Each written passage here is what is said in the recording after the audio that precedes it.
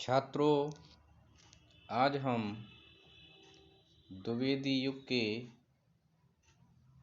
महत्वपूर्ण कवि, जिनके लिए द्विवेदी युग के शीर्षफल के नाम से भी जाना जाता है, ऐसे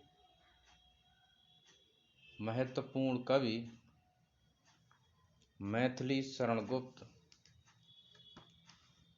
के द्वारा लिखित साकेत महाकाव्य के नवम सर्ग की प्रस्तुत पंक्तियों की आज हम चर्चा करेंगे। इन पंक्तियों के विषय में जानने से पूर्व हमें यह भी जानना होगा कि साकेत लिखने की प्रेरणा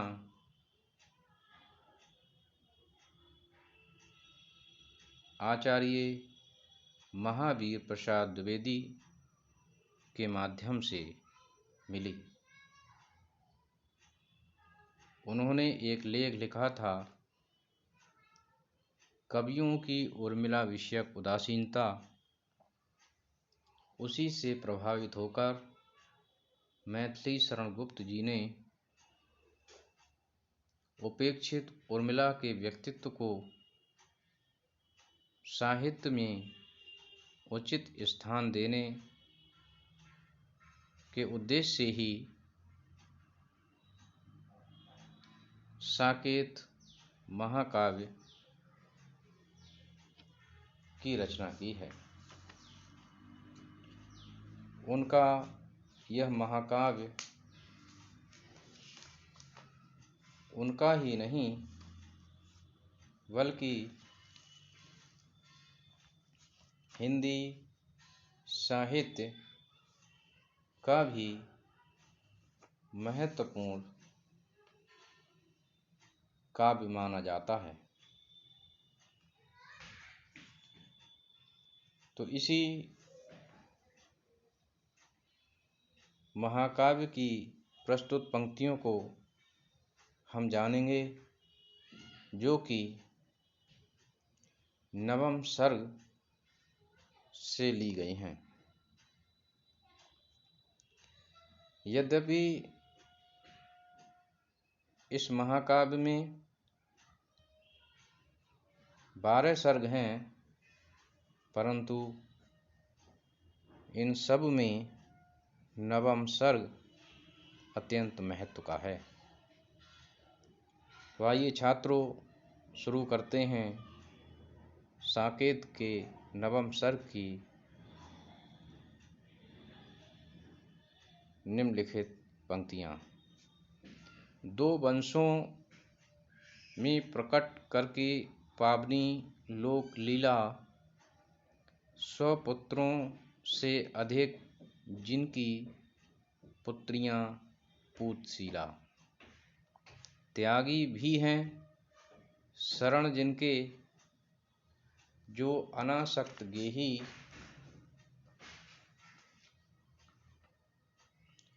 राजा योगी जय जनक, बे पुण्य देही विदेही। कि दो वंशों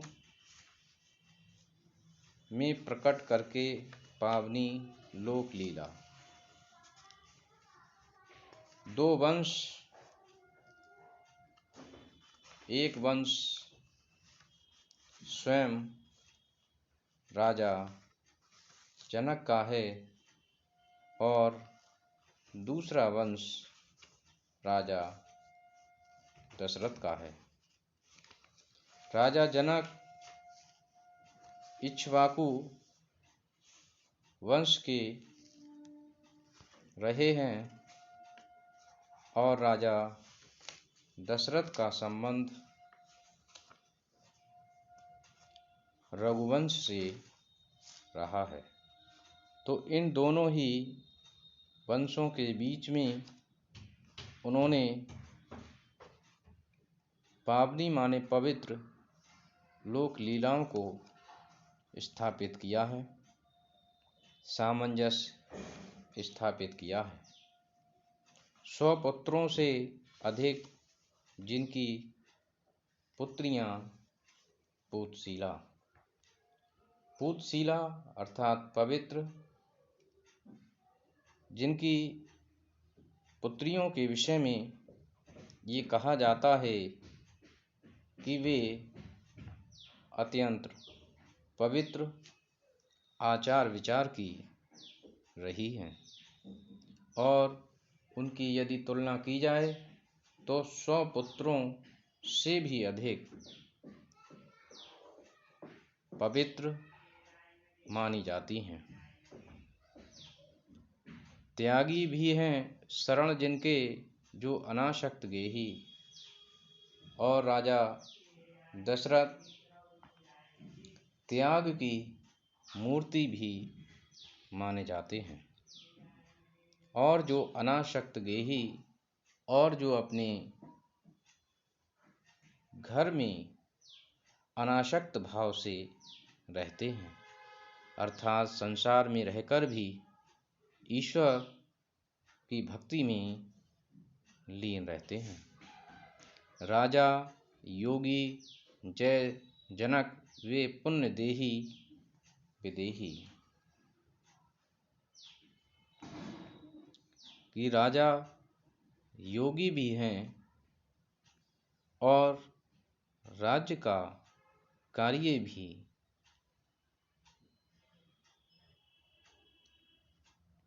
करते रहते हैं। ऐसे राजा जनक की जय हो, वे पुण्य देही विदेही, वे जो है एक पुण्य देह को, पवित्र देह को प्राप्त करने वाले हैं। वे सांसारिकता और आध्यात्मिकता दोनों के बीच संतुलन स्थापित करने वाले हैं। विफल जीवन व्यर्थ बहा बहा, सरस 2 पद भी ना हुए हाहा, कठिन है कविते तब भूमि ही, पर यहाँ श्रम भी सुख सा रहा। कि विफल जीवन व्यर्थ बहा बहा, और उर्मिला के जीवन के विषय में कहा गया है कि विफल जीवन व्यर्थ बहा बहा, कि उसका जो जीवन है बेकार ही और व्यर्थ ही बहता रहा। सरस 2 पद भी ना हुए हाहा, अर्थात उसके लिए सरस यानी आनंद पूर्वक उसे जीवन का उपभोग करने का अवसर प्राप्त न हो सका। कठिन है कविते तब भूमि ही, पर यहाँ श्रम भी सुख सा रहा। आगे कवि कहता है कि कठिन है कविते, कि ऐसी कविता करना अत्यंत कठिन है। तब भूमि ही, तब माने तुम्हारी भूमि ही, यहाँ श्रम भी सुख सा रहा, अर्थात यहाँ श्रम माने परिश्रम भी सुख के समान रहा है। करुणे क्यों रोती उत्तर में, और अधिक तू रोई, मेरी विभूत है जो उसको भवभूत कहे कोई। आगे कवि कहता है कि करुणे क्यों रोती है, हे करुणा तुम क्यों रोती हो, कि उत्तर में और अधिक तू रोई। उत्तर में और अधिक रोई अर्थात उत्तर रामचरित मानस भवभूति ने उत्तर रामचरित नाम का एक नाटक लिखा है, और उस उत्तर रामचरित नाटक में करुणा को अभिव्यक्त किया गया है।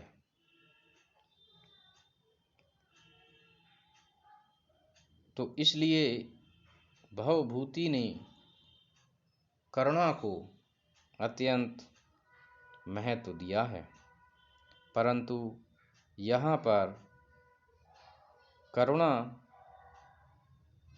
नायिका की विभूति के रूप में प्रस्तुत हुई है।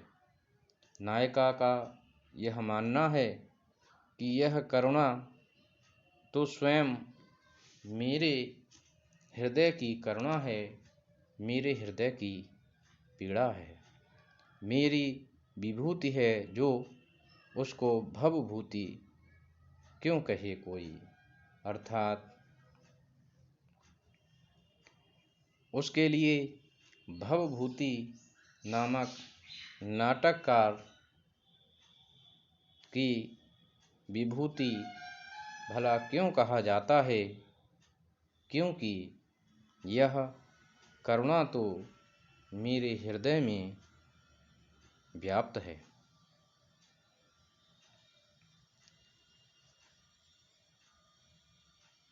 तो इन पंक्तियों में जो कि करुणा उत्तर रामचरित मानस का प्रमुख रस माना जाता है, क्योंकि भवभूति ने ये भी कहा है कि एको रसा करुणा ये, अर्थात करुणा ही एक ही रस है। परंतु उत्तर रामचरित की करुणा से भी गहन करुणापूर्ण स्थिति नायिका उर्मिला की होती है। इसीलिए वह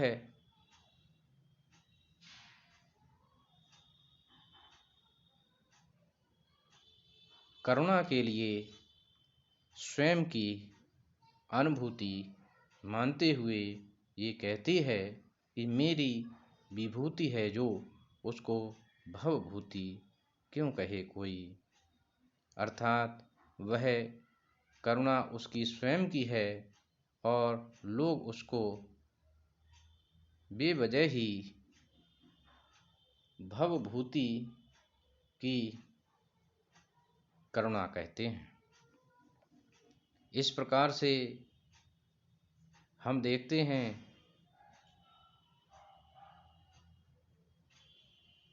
कि इन काव्य पंक्तियों में एक तरफ राजा दशरथ के संतुलित रूप को प्रकट किया गया है, वहीं दूसरी तरफ उर्मिला की करुणापूर्ण स्थिति को भी कवि ने प्रकट किया है।